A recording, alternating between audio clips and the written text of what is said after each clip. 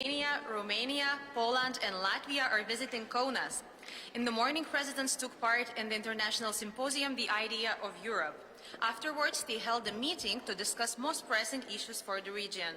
Now we are starting a joint press conference. First, we will hear the statements by the presidents. After, they will proceed to answer the questions of the press.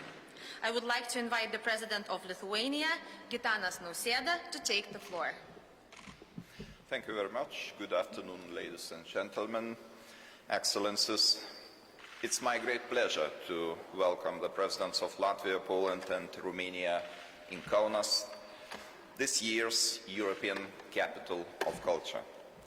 Our regional unity and ability to speak in one voice has been our strength throughout the years. It is particularly valuable now in the face of Russian aggression. During our meeting, we discussed mainly two topics: how to strengthen our regional security and defense, and how to support Ukraine to win the war. We live in times of tremendous security threats and challenges, time that requires decisiveness, resolve, and unity. So far, those have been the key words among the NATO allies. We must ensure it stays that way. It is very symbolic that next July, Lithuania will host NATO summit in Vilnius. The eastern flank of NATO, from north to south, must be significantly strengthened on land, in air, and the sea. On the road to Vilnius summit, we need to work together to achieve tangible results implementing the Madrid decisions. Let's do everything for the Vilnius summit to be a summit of decisions, to upgrade regional plans, to move to forward defense, to deploy brigade-scale units, to strengthen our air defense. We will have to address Ukrainian Euro-Atlantic aspirations as well. Russia is executing a brutal, bloody war in Ukraine that is aimed at harming the civilian population. It targets civilian objects and infrastructure in order to leave the citizens of Ukraine without access to the water and electricity, just when the winter colds have arrived. One Russian dictator, Stalin, tortured Ukrainian people with famine in the past, causing the Holodomor. Another Russian dictator, Putin, is now trying to break the Ukrainian society's resistance with missiles and bombs falling on the heads of civilian people. We must scale up our support to Ukraine. Air defense systems, weapons, military equipment, winter uniforms. Anything that Ukrainians ask for, we need to find a way to deliver. Because this is how they can win against the aggressor. This is how we all can win. We, the countries that have lived in Russia's vicinity for centuries, like no other, know that the aggressor can't be stopped with concessions. We need to continue with sanctions.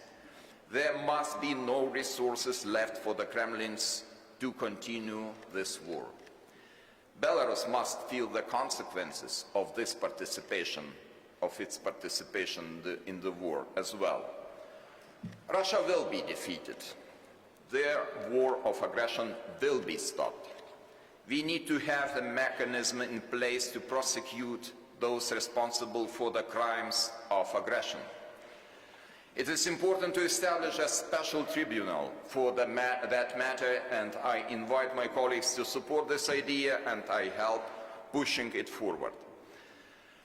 We should also work all together on strengthening the resilience of our societies to Russian propaganda and historical revisionism.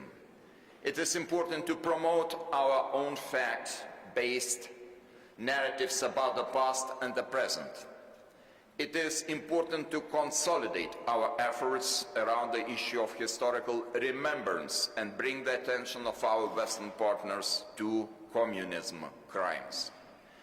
Dear Egils, dear Andrzej, Dear Klaus, I would like to express my sincere gratitude to you for visiting Kaunas today, for friendly and very productive cooperation, and for the regional unity that we all cherish. Thank you. Paldies. Dziękuję. Mulțumesc. Thank you, Mr. President. Ačiū. You will now hear the statement by the President of Romania, Klaus Iohannis. Thank you very much, Excellencies, dear colleagues, ladies and gentlemen.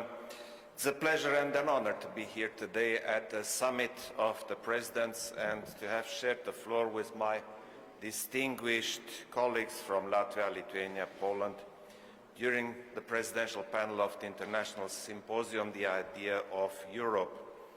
Today's summit was a very welcome addition of my official visit to Latvia and Lithuania.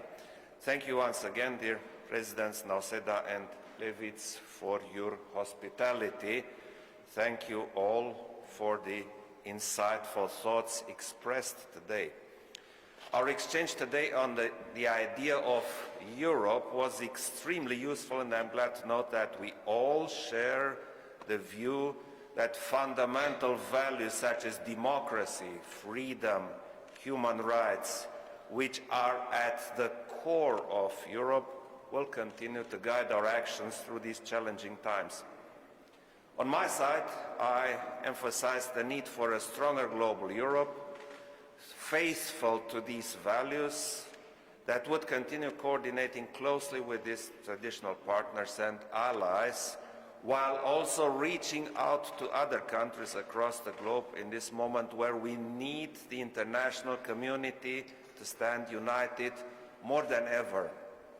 I also underline the role of young people who are becoming more and more interested in these topics and want to be part of the debate. They are a generation empowered by the increased access to information from an early age on. Their energy and creativity are impressive, and they have the courage to speak up for what they believe in. The conference on the future of Europe was a unique opportunity to amplify young voices and bring the youth concerns and proposals on the table of the European Union institutions and member states. For Romania, it was a breath of fresh air to see young people's enthusiasm and interest to be part of this debate, as well as their optimism for the future of the European Union, despite all challenges. Ladies and gentlemen, during the summit we also had the opportunity to discuss very important topics. Russia's brutal, illegal and unjustifiable war against Ukraine has faced us all with multiple challenges. Our countries have been trustworthy supporters of Ukraine. So has been the entire Euro-Atlantic community. It's clear. We must maintain Western unity and strategic resolve in the face of Russia's renewed efforts to divide us, including through escalation attempts, food shortages, energy blackmail, and disinformation. We discussed today on the ways to continue our political, economic, technical, and humanitarian assistance. Romania is the European Union NATO ally to share the longest border with Ukraine. And we have been an active and honest supporter since day one, and we will continue to be so. I have presented some of Romania's concrete and multi-directional actions. We facilitated the entry of almost 3 million Ukrainians into Romania. We received them with open arms. Romania has facilitated the export of over 7 million tons of Ukrainian grain through our territory in order to help the Ukrainian economy and its war effort, and to manage also the global food crisis. Romania's support for Ukraine will remain multidimensional and comprehensive, working on several tracks: political, economic, including reconstruction, financial, humanitarian, through the instruments of international law, seeking accountability and fighting impunity, transport, and agriculture. With regard to the reconstruction of Ukraine, I have pointed out that there is high need for help of the international community and that Romania is ready to be part of this effort. An important topic on our agenda was the situation of the Republic of Moldova. Russia's war of aggression against Ukraine has a deep and wide-ranging impact on the Republic of Moldova. Currently, the country is exposed to mounting pressures intended to hinder or derail its pro-European, pro-democratic development course. I called for our collective, continuous and firm support for a democratic, pro-European and reform-oriented agenda of our partners in Chișinău. We need to mitigate the negative impact of Russia's actions on the Republic of Moldova by continuing to provide direct assistance in a coordinated and streamlined manner. A useful instrument is the Moldova Support Platform, created and launched by Romania together with Germany and France. Just a few days ago, the third Moldova Support Conference took place in Paris, after the second had been organized in Bucharest. We must also continue to vocally expose Russia's flagrant violations and abuses in all international fora. I have also pointed out that, given the security situation on the Black Sea, the full implementation of the decisions of the Madrid summit in terms of strength in the posture and defense on the eastern flank is paramount. I've pleaded for the coherence of our deterrence and defense posture on the entire eastern flank, from the Baltic to the Black Sea. In spirit of solidarity and commitment, Romania will resume its participation with air policing missions in the Baltic state starting next year. Next week, we will be hosting in Bucharest a NATO foreign ministers meeting where we will discuss the progress made in the implementation of the Madrid summit. This meeting in Bucharest will also be crucial for preparing further deliverables and decisions for the next NATO summit, which will be held in Lithuania in 2023. Last but not least, I have pointed out that Romania supports the joint efforts meant to promote European memory, fighting disinformation and the attempts to rewrite history. The Russian aggression against Ukraine is also proof of alarming rise of authoritarianism. We should also prevent manipulating historical facts for propagandistic reasons. I also welcome the adoption of our joint statement on the regional security and European integration. I thank you. To Mesk, I invite the President of Poland, Andrzej Duda, to take the floor. Szanowni Panowie Prezydenci, Szanowni Państwo, przede wszystkim chcę bardzo serdecznie podziękować Panu Prezydentowi Gitanasowi Nausedzie za zaproszenie tutaj do Kowna na to spotkanie dotyczące przyszłości Europy, ale będące w istocie także i elementem zwieńczenia tego okresu, kiedy Kowno jest europejską stolicą kultury.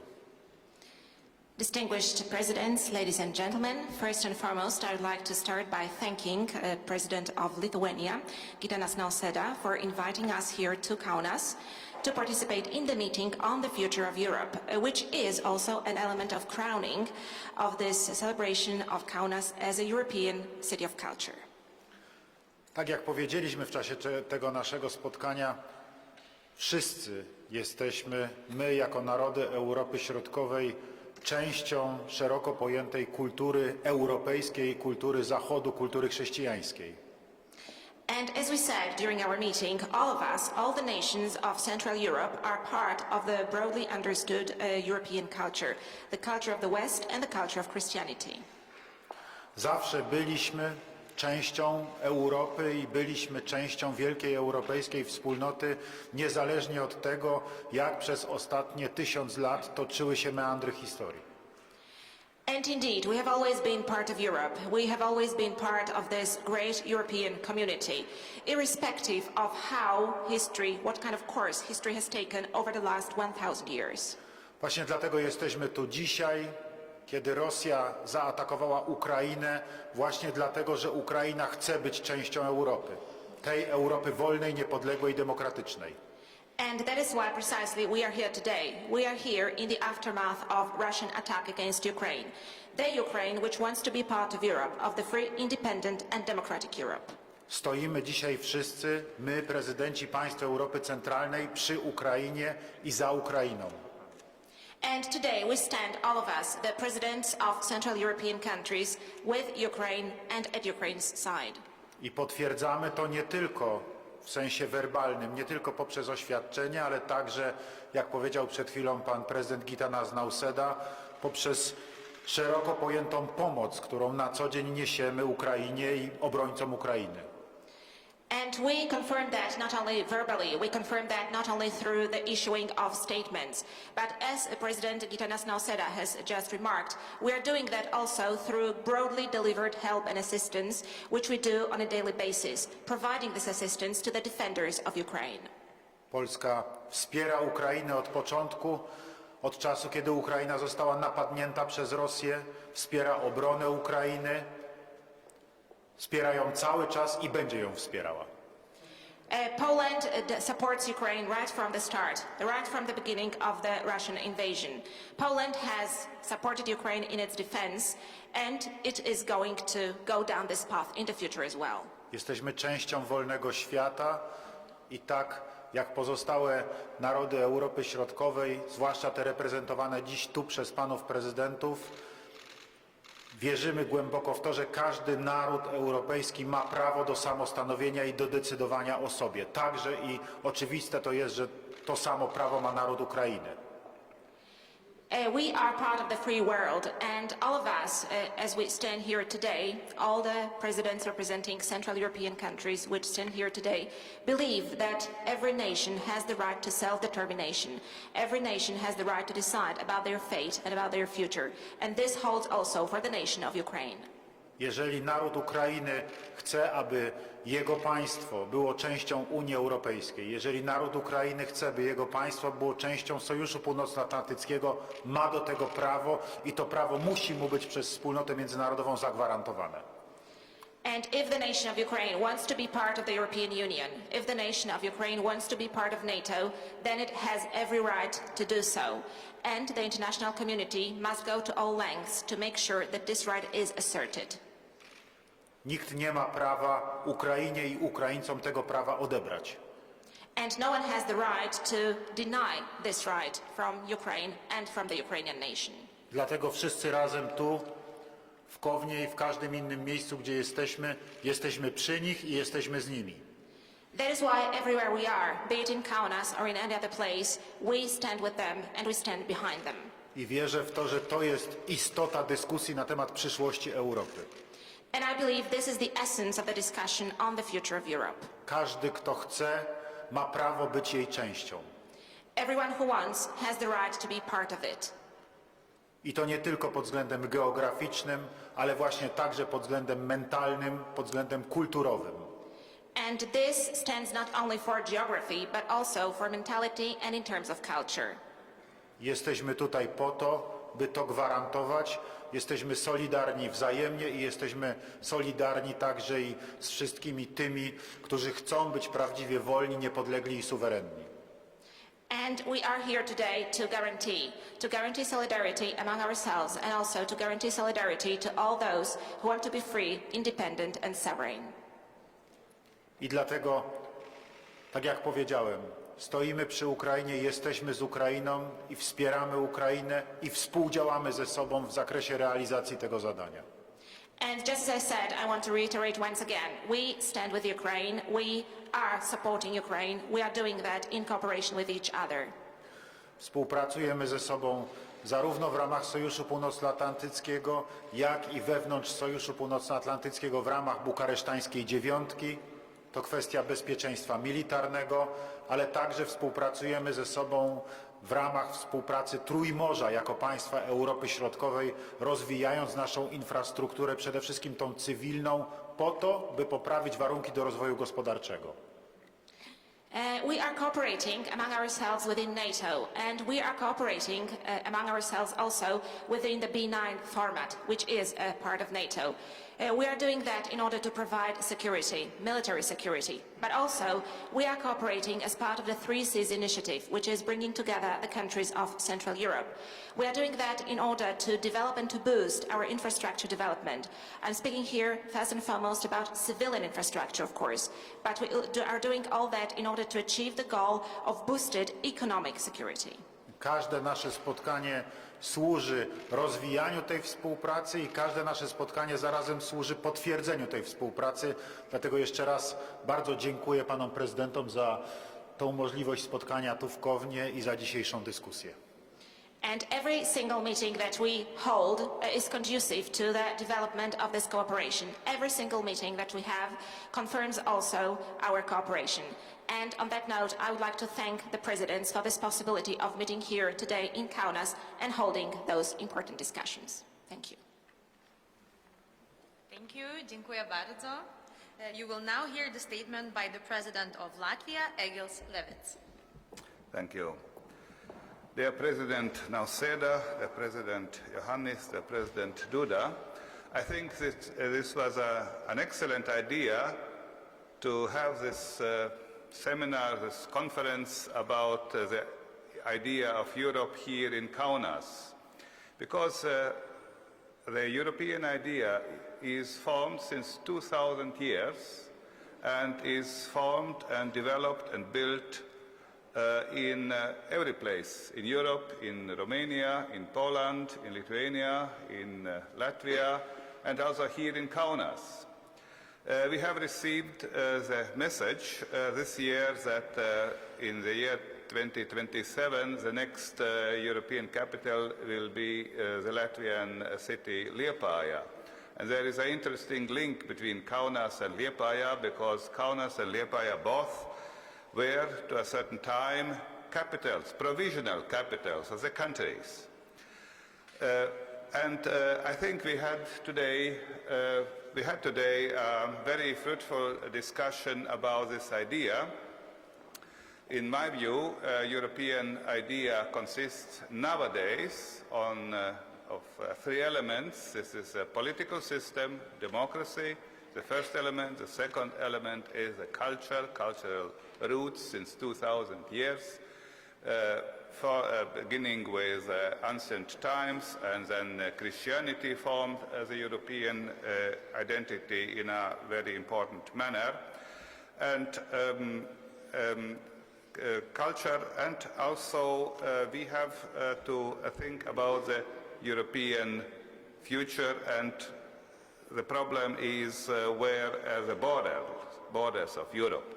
And I think that the borders are subjective and moving, and accordingly to our perception. If a country joins European values, is democratic, and the European culture is there, then also this is a European country.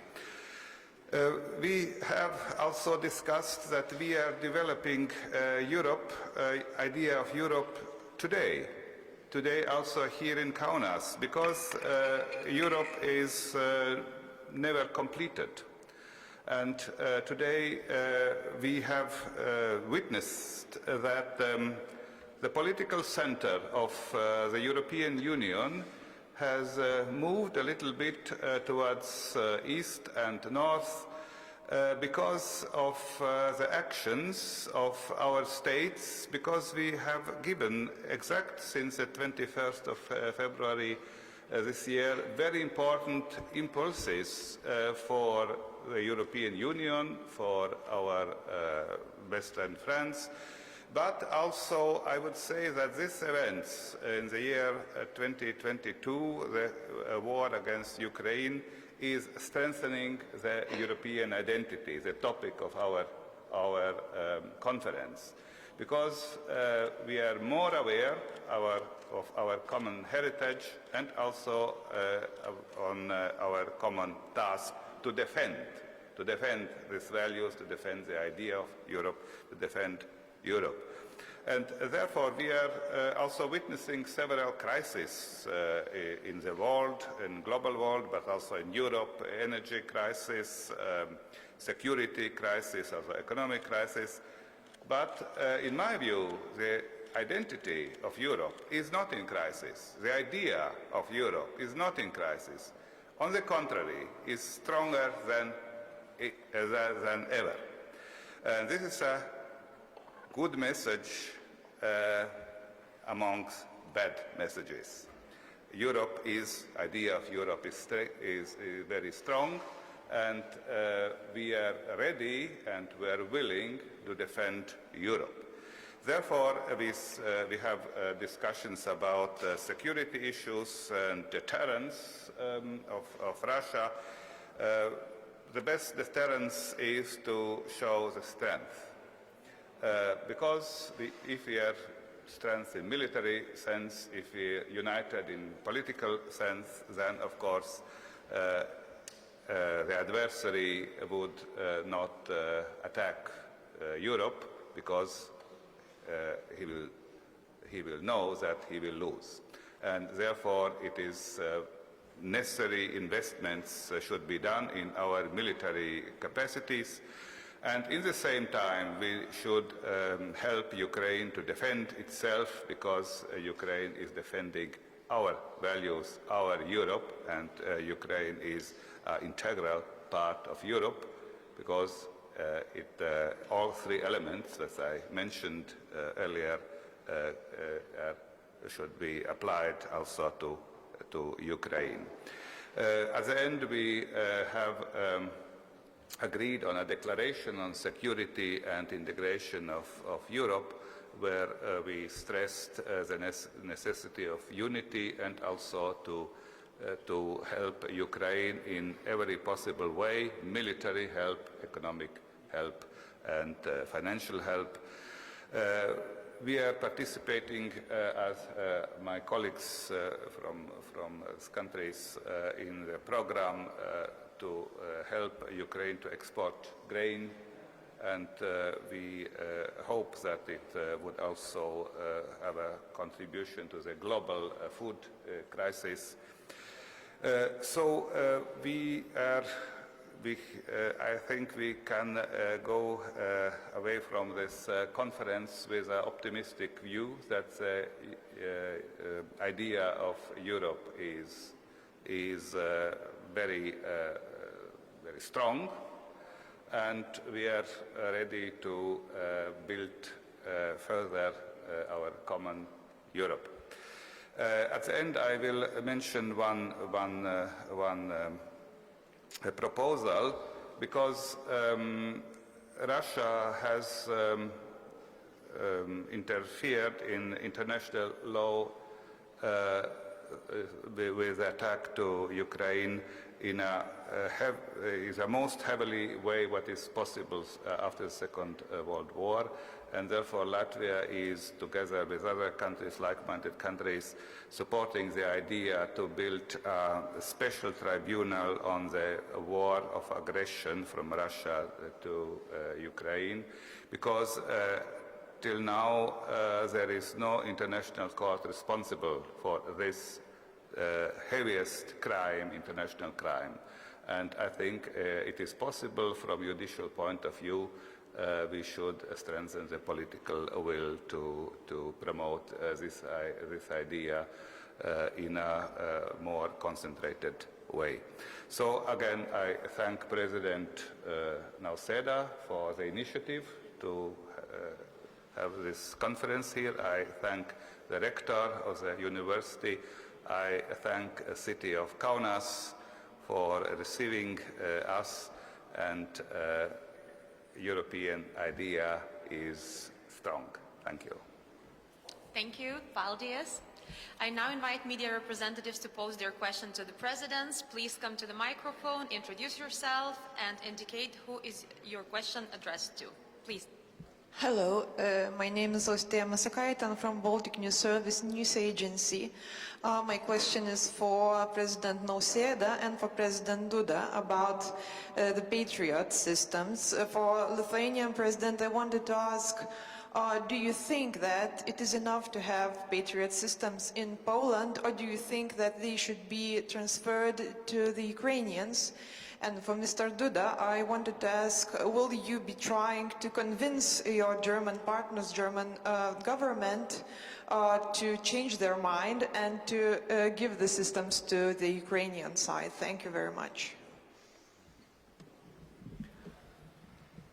Szanowni Państwo, z wojskowego punktu widzenia oczywiście byłoby najlepiej, gdyby dla ochrony także i polskiego terytorium te rakiety znajdowały się w pewnej odległości od polskiej granicy na terytorium Ukrainy. Wtedy rzeczywiście najwydajniej chroniłyby i pomagałyby w ochronie zarówno Ukrainy, jak i Polski.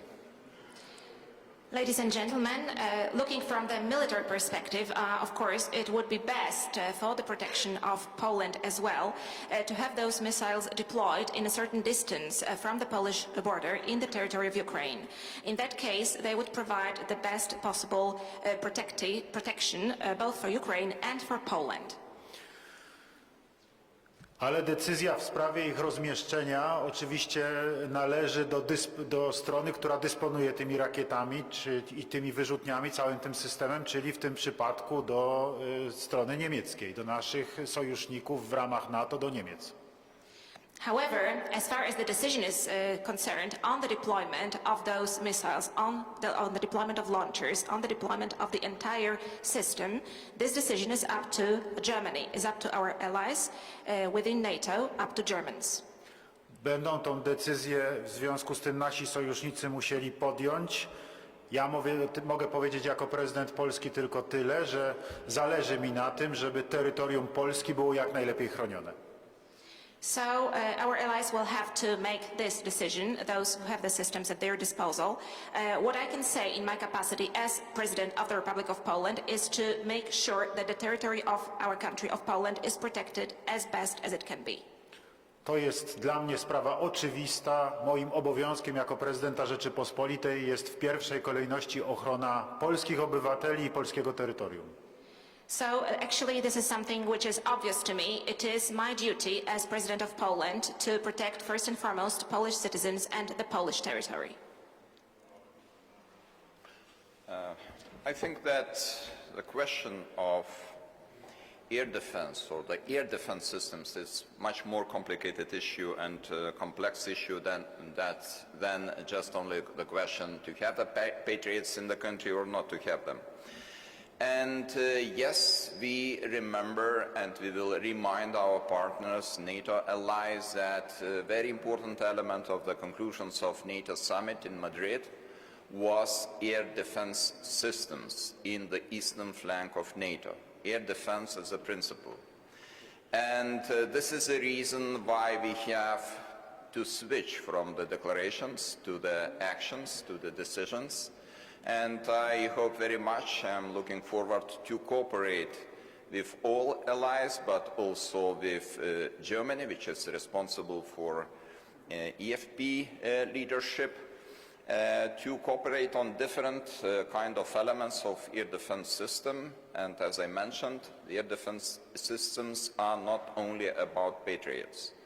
And we will seek the opportunity to implement their defense system in Lithuania, and we will talk about the concrete elements of air defense systems in my country.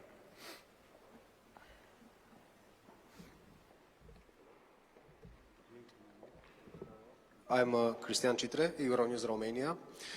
My question is for all presidents. There is an important debate about imposing a price cap on Russian oil in order to curb Moscow's ability to pay for its war in Ukraine, but without causing a global oil supply shock. No agreement was reached yesterday within the European countries. Poland proposed a $30 price cap, and President Zelensky just thanked you for that. The question is, do you think an agreement is possible until the 5th of December? What would be a reasonable compromise? Thank you. I always believe in the compromise, and I think it depends on the goodwill of the partners. And the price caps are important as an element of our anti-inflationary policy in many countries, and I hope that the decisions will be done.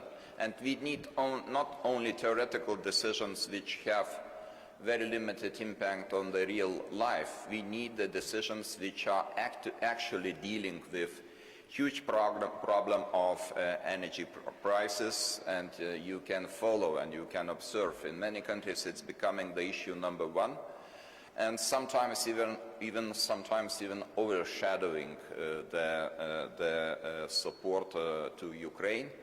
And I think that we should show certain unity among the European Union members regarding this issue, and I hope that the maneuver or room for maneuver is still there, and we have to use it. Other presidents? No remarks? Please second the question. Dzień dobry, Żaklina Skowrońska, Telewizja Polska.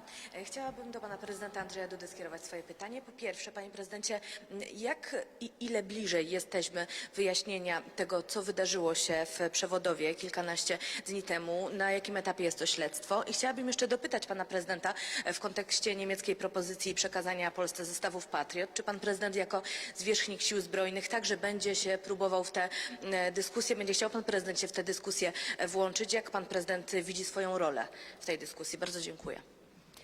Żaklina Skowrońska from the Polish television. My question is for the Polish president, for President Andrzej Duda. Mr. President, I would like to ask about the event in Przewodów and how much closer are we to clarifying what happened there several days ago. And my second question concerns the German proposal of deploying Patriot missiles to Poland. In your capacity as Supreme Commander of the Polish Armed Forces, are you planning to join in the discussions on this issue? How do you see your role? Szanowna Pani redaktor, to niestety w Przewodowie doszło do tragicznego wypadku, który zaistniał z winy rosyjskiej. To Rosja wywołała agresję, zaatakowała Ukrainę i 15 listopada to właśnie Rosja wysłała dziesiątki rakiet, bombardując tymi rakietami terytorium Ukrainy. Ukraina się broniła, doszło do nieszczęśliwego wypadku. Śledztwo jest w toku. Sprawa jest wyjaśniana. Śledczy zakończyli swoje prace na miejscu zdarzenia. W tej chwili trwają badania laboratoryjne. Według informacji, które do mnie docierają, nic nie zmienia tego, co Państwo do tej pory ode mnie mogliście na ten temat usłyszeć. Tak to w tej chwili wygląda. Czekamy wszyscy na zakończenie czynności śledczych. Oczywiście w żaden sposób w nie nie ingeruję. Well, ladies and gentlemen, in Przewodów, indeed, a tragic accident happened. Of course, it is the fault of Russia, because it was Russia who started the aggression against Ukraine. It was Russia who attacked Ukraine. So actually, on the 15th of November, tens of missiles were launched by Russia on the Ukrainian territory. Russian missiles bombarded and rained down on the Ukrainian territory. Ukraine defended itself. As a result of that defense, this tragic accident happened. As far as the investigation is concerned, the investigation is still ongoing. Of course, all the activities on the spot of the accident have been now closed. We are now in the phase of laboratory tests, which are being conducted. As far as my position is concerned, nothing has changed from the moment I made my statement. All of us are waiting for the conclusion of the investigation, and of course, I'm not intervening in it in any way. Thank you. We have time for one more question from the media. First of all, I'd like to follow up about this missile issue with Mr. Duda. At first, there were reports about 2 missiles. Later, there were discussions about only 1 missile. Maybe you could elaborate how that happened. And for all presidents, I wanted to ask about the next sanctions package. What do you think should be in the next sanctions package for Russia? And when do you think the European leaders may reach an agreement on that? Thank you very much. Szanowna Pani, wiem, że była informacja początkowo na temat tego, że były 2 rakiety. Podjęto w Polsce czynności śledcze i czynności sprawdzające. Na terenie Polski nie znaleziono żadnego śladu 2 rakiety. Mamy informację, że była rzeczywiście 2 rakieta, ale nie spadła na terytorium Polski, tylko była wyłącznie nad terytorium Ukrainy. Madam, I do know that there was initially information passed that there were 2 missiles which hit the Polish territory, and Poland started clarification procedures and investigation right away. No trace of a second missile has been identified in Poland. There was this information indeed, and actually there was no second missile, as I said.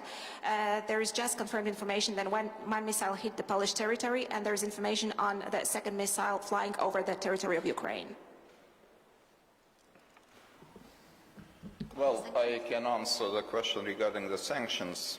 Having in mind what is happening in recent days, this incident in Poland, and of course very massive shelling in the Ukrainian territory, we have to strengthen our sanctions policy, and we have already the signals from the President of European Commission, Ursula von der Leyen, that it will be done.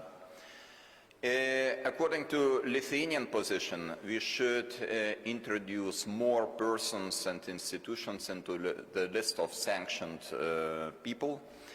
Military industry, also we have to talk about the swifting of other Russian commercial banks, especially Gazprom Bank. We have to talk about including into the list of sanctioned persons the judges of Constitutional Court of Russian Federation, including Rosatom, which is responsible for these nuclear threats within the territory of Ukraine.